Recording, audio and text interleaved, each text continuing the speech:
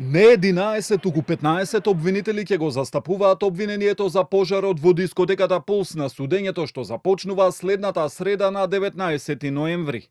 Државниот обвинител Љупчо Коцевски кажа дека одлуката за зголемување на нивниот број за неколкумина е донесена вчера, со цел, како што рече, да не дојде до одлагање на постапката по вина на обвинителството.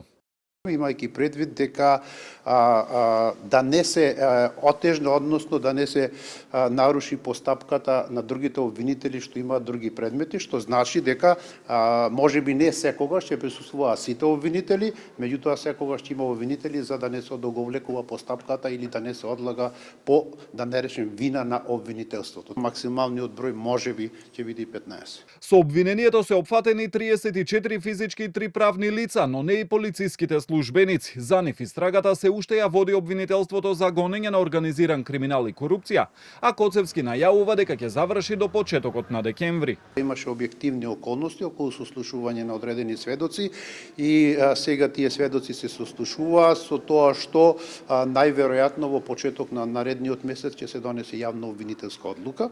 Околу забелешките нотирани за правосудството во извештајот на Европската комисија за напредокот на Македонија, Коцевски вели дека се на линија на неговите претходни изјави, дека недостасуваат човечки и технички ресурси. Прашан за најавите од власта дека ќе преземе мерки во правосудството по завршувањето на локалните избори, Коцевски рече дека тие повеќе ги цени како политички изјави. За да има успех во борба против криминалот, треба да се создадат и услови. Во конкретниот случај, во јавното обвинителство, тоа го истакнувам повеќе пати, работиме со јавна обвинителска служба од 1/3, што значи околу 360 вработени, а ни треба околу 1126 и 25 ја оваа година и за наредната година од страна на Министерството за финансии не ни се дозволува ни едно вработување. Повеќе јас ги ценам можеби тие како политички изјави во однос на платите, тоа е регулирано согласно закон и нашите плати споредувајќи ги со платите на регионот се навистина најниски.